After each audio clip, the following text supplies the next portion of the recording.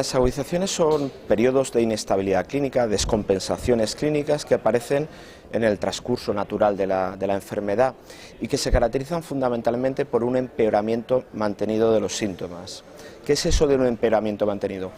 Los pacientes con EPOC habitualmente durante sus días normales tienen oscilaciones, hay días que se encuentran mejor, otros que se encuentran peor. Bueno, pues una agudización es cuando sobrepasa ese nivel de variación diaria y se encuentran peor, empeoramiento mantenido.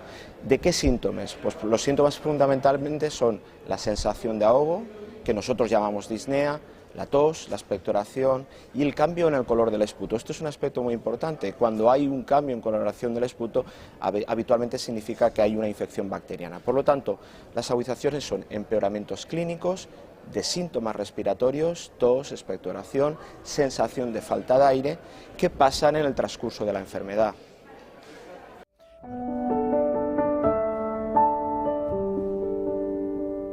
Bueno, hoy sabemos que la causa principal de estas descompensaciones son las infecciones. Entre un 40-60% de los episodios, quizás un 70%, son de origen infeccioso.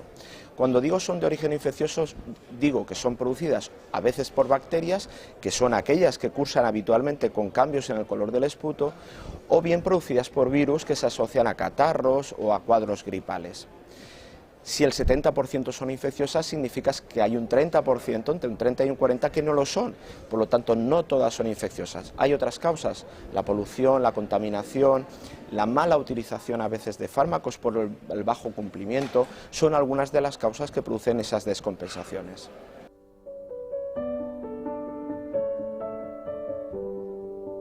Yo diría que mucha, y si me apura diría que muchísima, ¿no? Pero eso depende de la gravedad, de la intensidad de la agudización. No todas son iguales, hay algunas más leves y otras más graves. Las más leves pueden cursar con periodos más o menos transitorios de empeoramientos que el paciente acaba recuperando y por lo tanto sus consecuencias son menores. Pero a medida que progresan o son más intensas, las consecuencias pueden ser enormes. Alteraciones en la calidad de vida, reducción en la actividad física, muchas visitas a los médicos, a puertas de urgencias y en algunos casos incluso la muerte. Por lo tanto, las agudizaciones en conjunto son aspectos muy importantes que debemos tratar correctamente y que debemos de prevenir para que no aparezcan.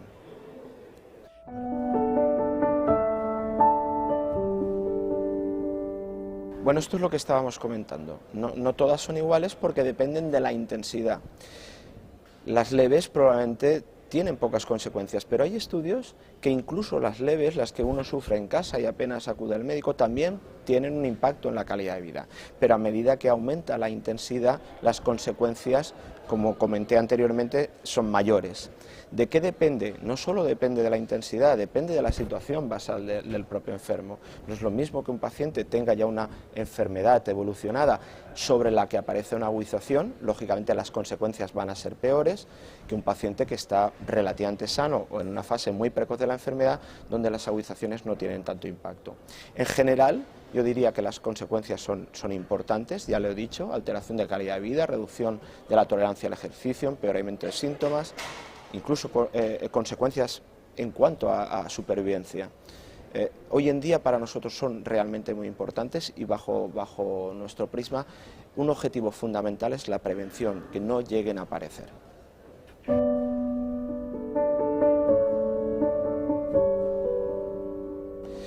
Bueno, afortunadamente, y este es un mensaje de optimismo, yo creo que hoy en día, en la última década, hemos tenido enormes avances y tenemos muchos recursos para prevenirlas.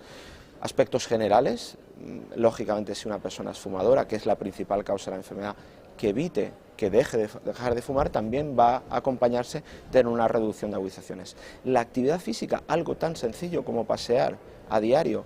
Hay estudios que demuestran que pasear 1 hora al día reduce el 50% las hospitalizaciones y la mortalidad inherente. Por lo tanto, la actividad física, el pasear todos los días es muy importante.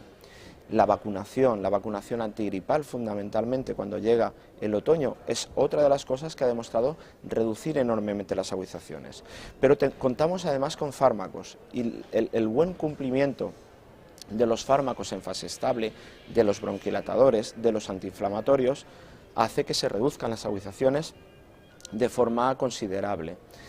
Finalmente, también tenemos otras opciones no farmacológicas, la rehabilitación, la educación sanitaria. Todo esto acompaña a la reducción de agudizaciones. Por lo tanto, el mensaje es optimista, tenemos muchas posibilidades, la mejor opción es combinar todas ellas, pero vamos desde aspectos muy sencillos como la actividad física o el abandono del tabaco a algunos mucho más complejos como el uso de fármacos o de rehabilitación respiratoria para prevenir estos eventos.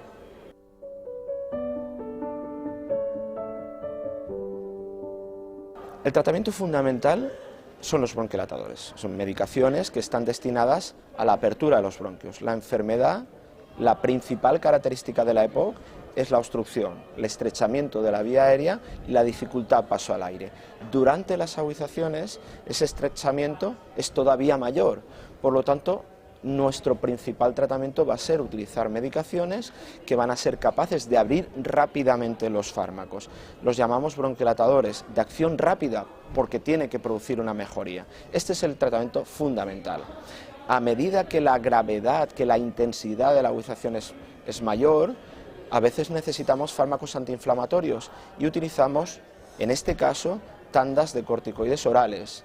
Pero eso sí, durante periodos muy cortos, porque los corticoides orales pueden tener efectos secundarios, periodos muy cortos que alivian rápidamente a los pacientes. Lógicamente, si la causa de la agudización es infecciosa y además producida por bacterias, los antibióticos van a jugar un importante papel. Pero he de decir que el mensaje es no todas las agudizaciones son infecciosas y bacterianas, por lo tanto no siempre tenemos que utilizar antibióticos.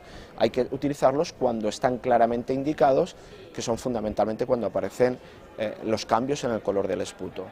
Y a medida que empeora la agudización y el paciente está más grave, puede necesitar oxígeno, ya son tratamientos hospitalarios y en algunos casos incluso ventilación mecánica, que en los últimos años hemos desarrollado enormemente y hoy tenemos mascarillas nasales, faciales, que nos ayudan a ventilar y a mejorar de alguna forma el fracaso respiratorio que se produce solo y exclusivamente en algunos pacientes muy concretos.